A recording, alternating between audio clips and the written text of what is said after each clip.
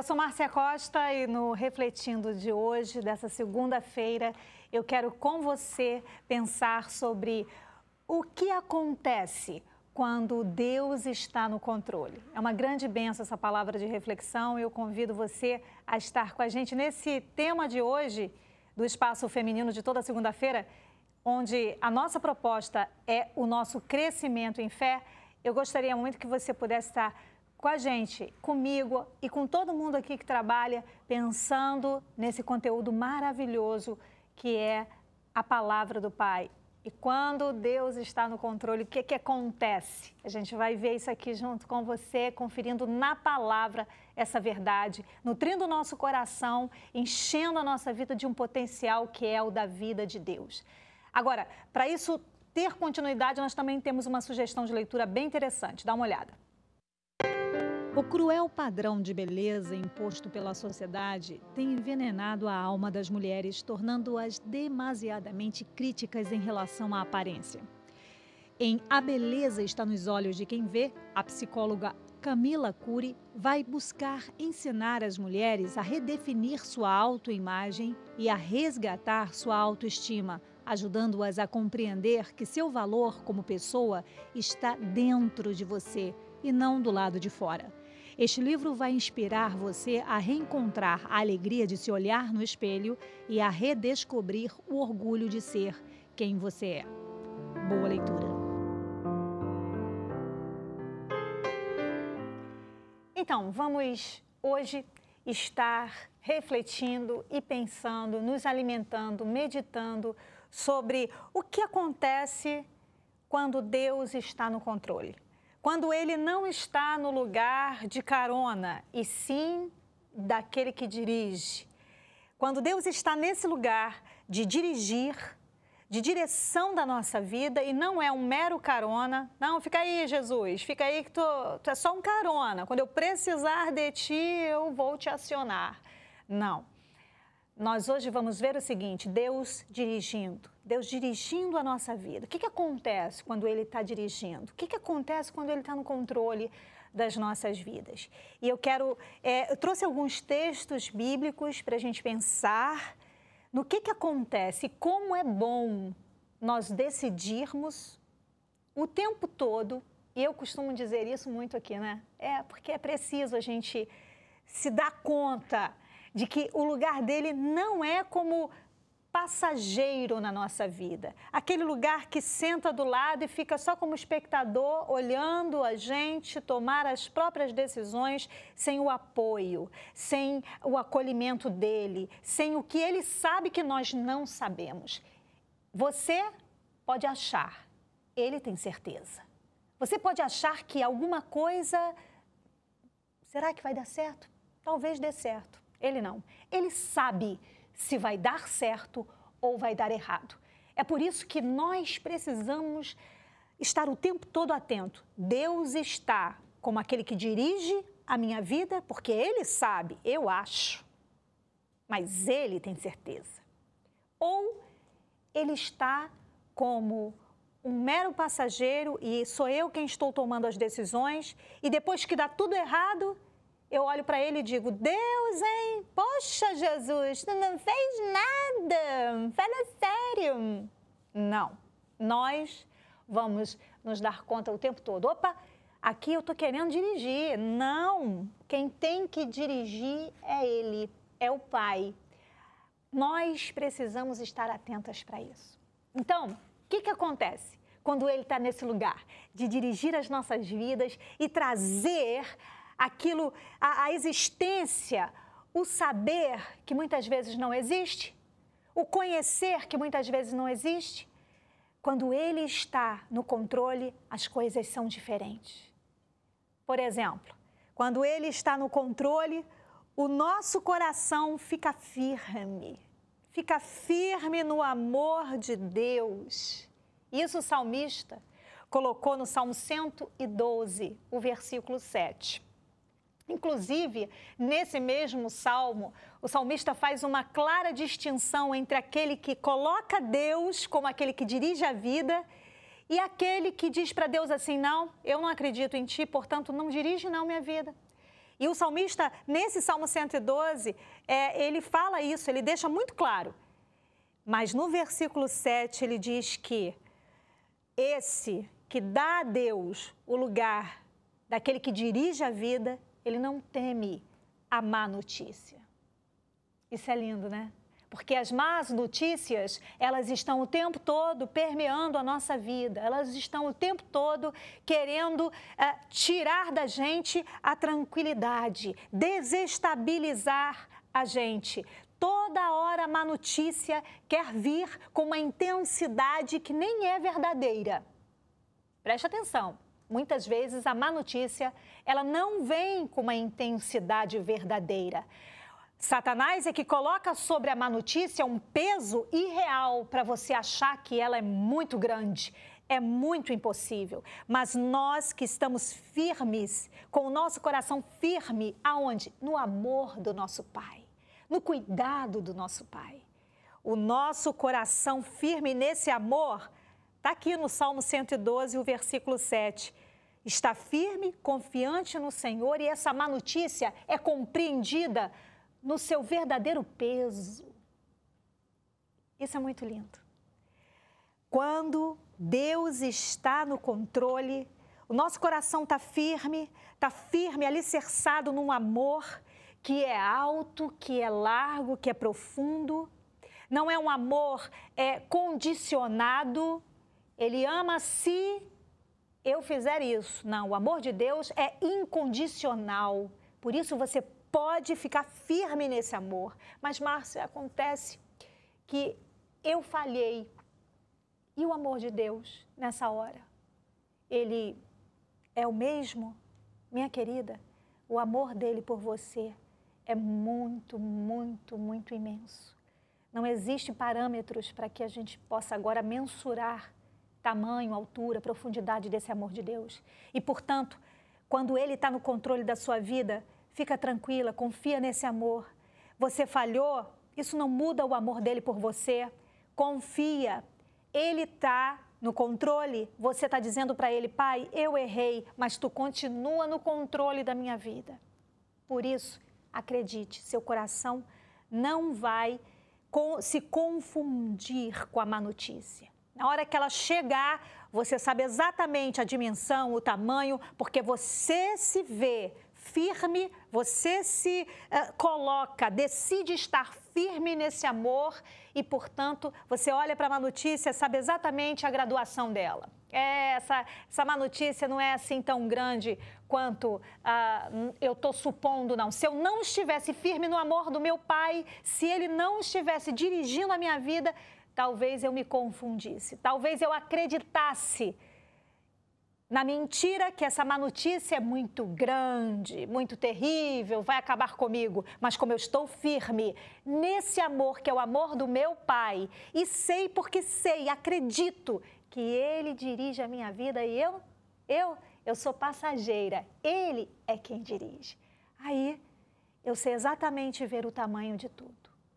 Estou frisando isso para que você esteja assim entendendo o que acontece quando o teu Pai é aquele que está dirigindo a vida, é aquele que está no controle das coisas.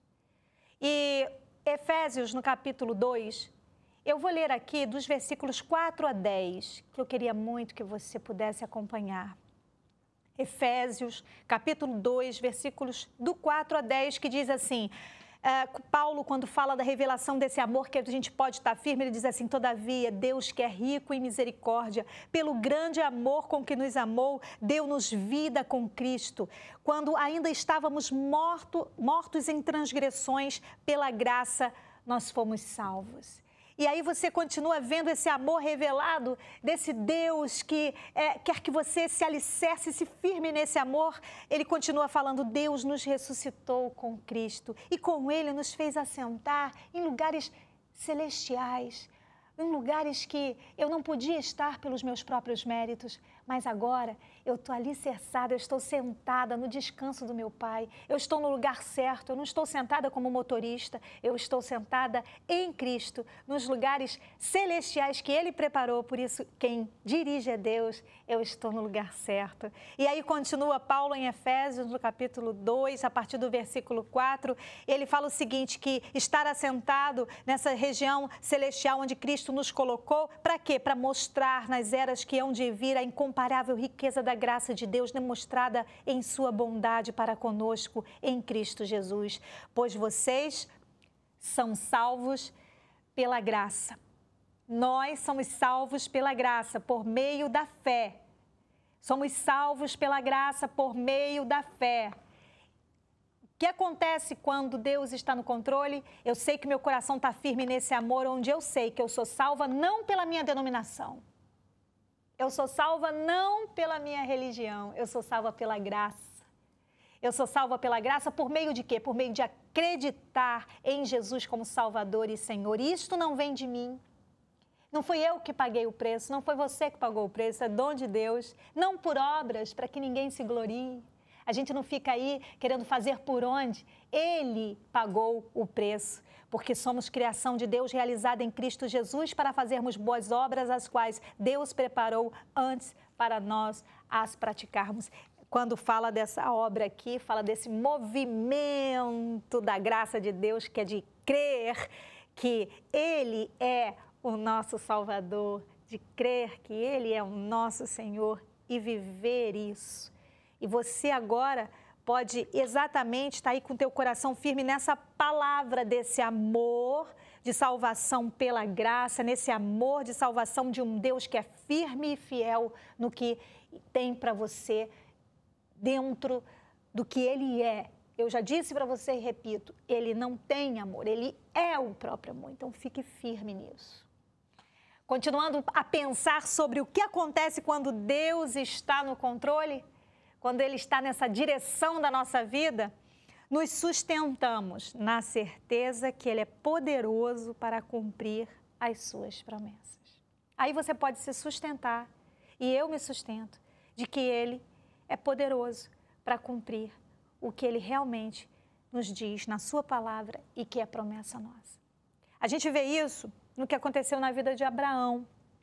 E Paulo, quando escreve aos Romanos, que está aí no seu vídeo, ele, exatamente no capítulo 4, ele fala sobre esse momento em que Abraão viveu dessa promessa, ele viveu sustentado nessa promessa de um Deus poderoso para cumprir. Paulo, aqui nesse trecho de Romanos, capítulo 4, ele começa a descrever nesse capítulo que Abraão estava idoso e que a sua esposa já estava idosa também, mas que Abraão havia recebido uma promessa que seria pai de muitas nações.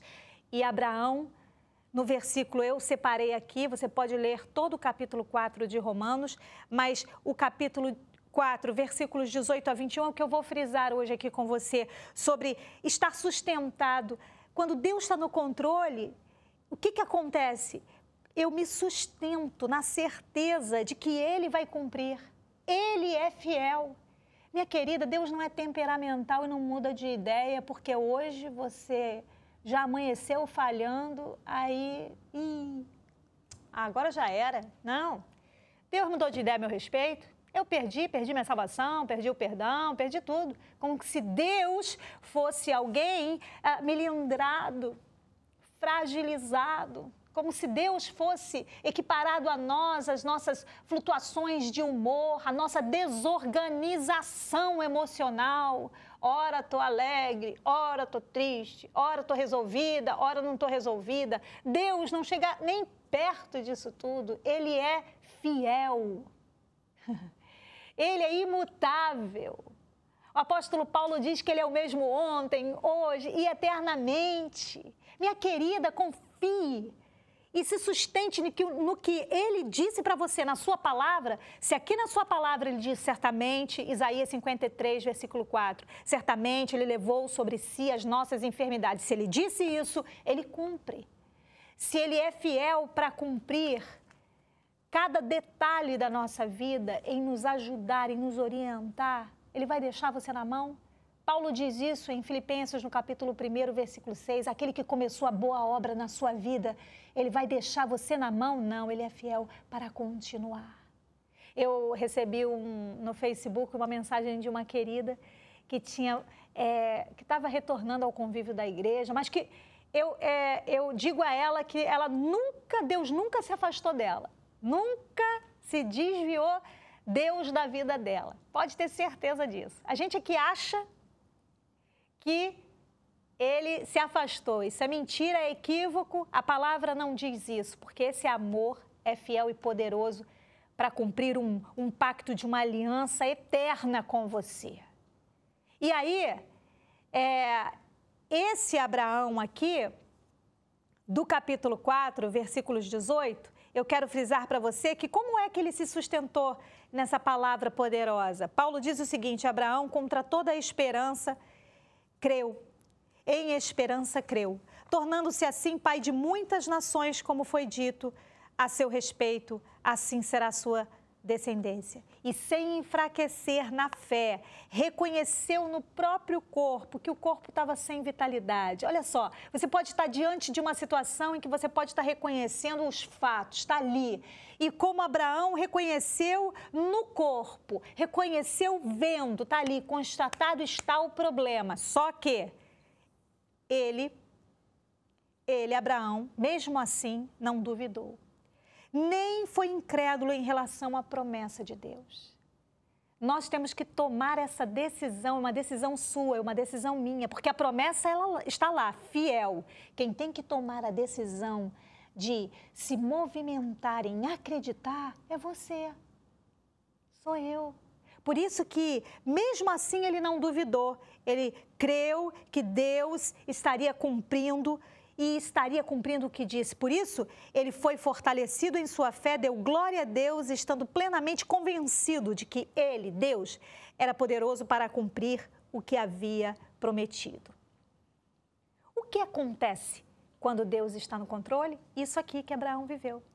Ele se sustentou, ele se fortaleceu na certeza de que ele não vai me deixar sozinho. Minha querida, o que acontece com você quando você sabe que Deus é que está dirigindo as coisas na sua vida? Você sabe porque sabe e é fortalecida agora na certeza, na fé e agradece porque sabe, meu Pai vai cumprir a sua palavra sobre a minha vida. Eu vou estar escondida, eu estou escondida em Jesus, porque é isso que diz a Bíblia. Eu tenho a vida de Deus e eu vou superar essa fase, porque é assim que diz a Bíblia. Assim como Abraão, que foi fortalecido em sua fé e deu glória a Deus, estando plenamente convencido de que Deus era poderoso para cumprir o que disse, assim também sustente-se, fortaleça-se nessa convicção de que Ele não vai te deixar em uma situação de vulnerabilidade. Creia nisso, apegue-se a isso. Não é a sua fé que é poderosa, não. O investimento dela em Deus é que é poderoso. Você colocar ela em Deus é que é poderoso. Eu não quero aqui que você entre numa questão, eu sei que você tem a mente de Cristo e sabe, eu tenho fé e sou melhor que todo mundo. Não, não, não. A minha fé não me torna melhor do que ninguém.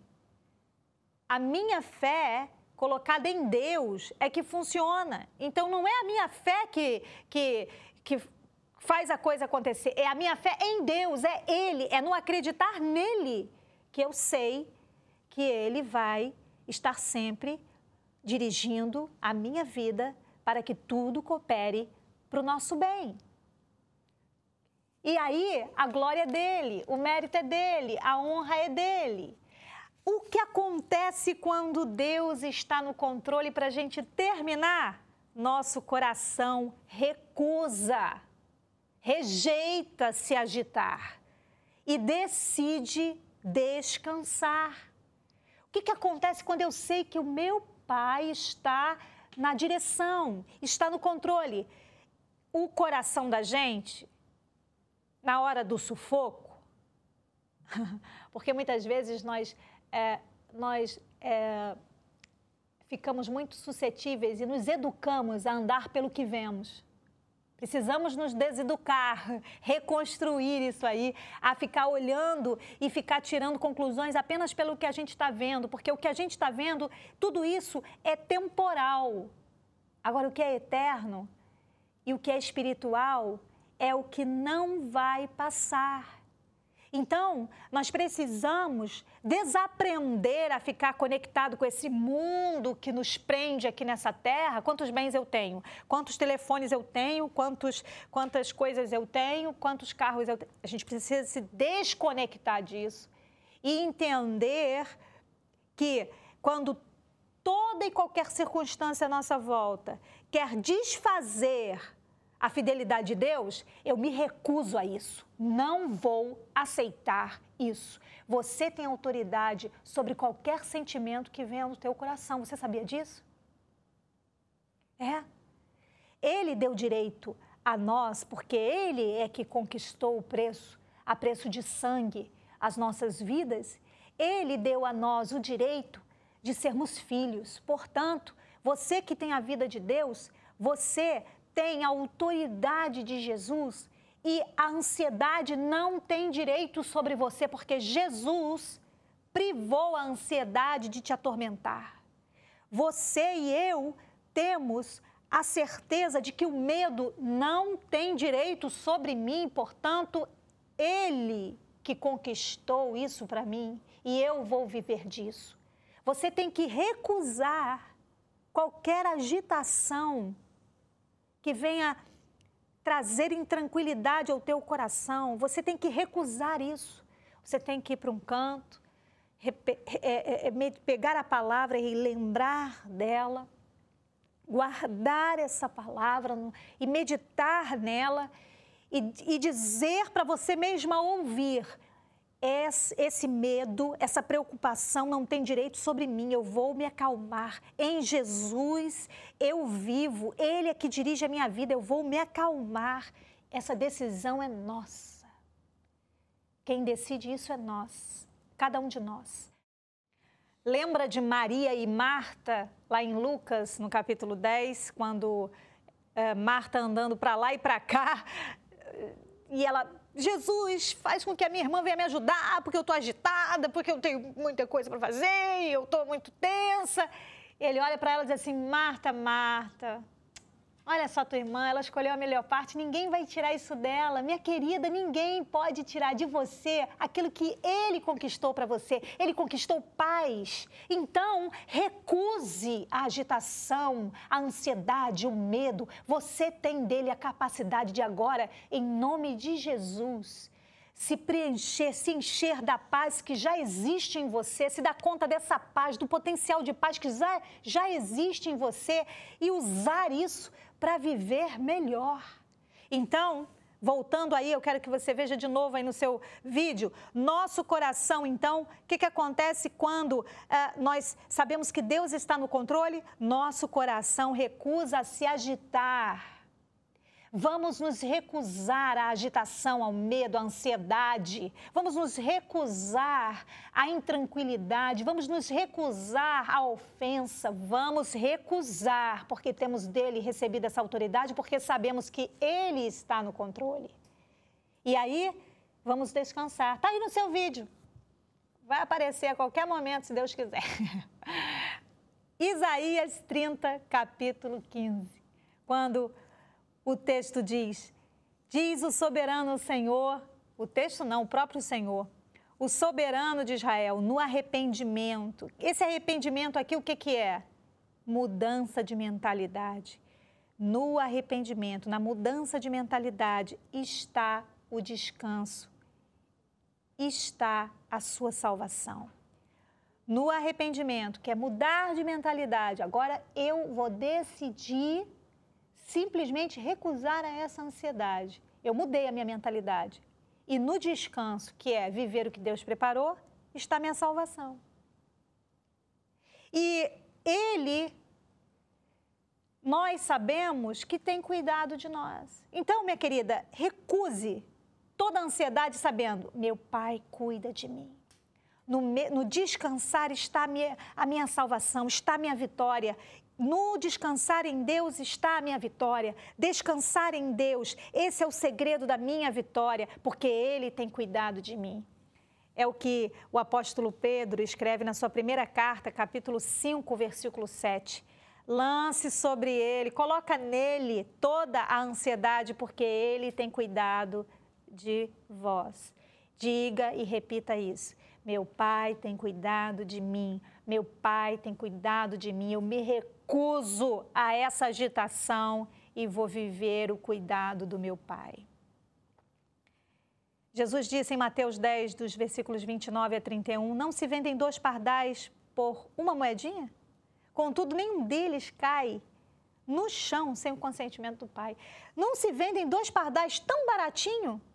Contudo, mesmo assim, são valiosos para o Pai, que sem o consentimento do Pai, mesmo algo que o homem não dê valor, sem o consentimento de Deus, a Bíblia que diz, eles não caem no chão. E Jesus disse, até o cabelo da cabeça de vocês estão contados.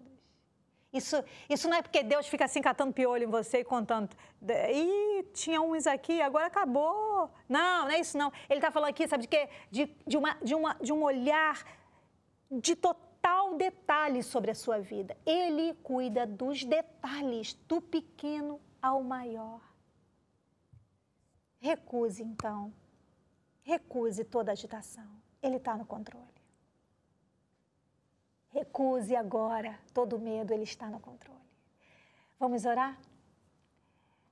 O texto está aí no seu vídeo, que é o da nossa oração, que é a nossa decisão, Pai, no nome de Jesus.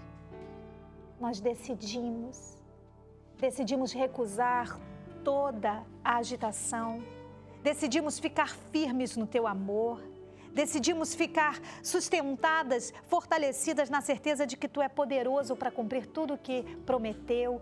Pai, nós Te agradecemos porque Tu cuida da gente. É o Teu cuidado que agora lança fora todo medo. É o Teu cuidado que agora abraça minha amiga e ela se sente em paz. Ela vive a Tua paz. Muito mais do que sentir, ela crê na Tua paz. Pai, eu Te agradeço porque Tu, na nossa vida, não tem lugar de passageiro, mas de direção. É o melhor lugar para cada um de nós, é estarmos sendo conduzidos por Ti. E a nossa decisão é essa, conduz as nossas vidas, porque sabemos que Tua vontade é boa, é perfeita e é agradável. Te agradecemos, Pai, por dirigir as nossas vidas, no nome de Jesus.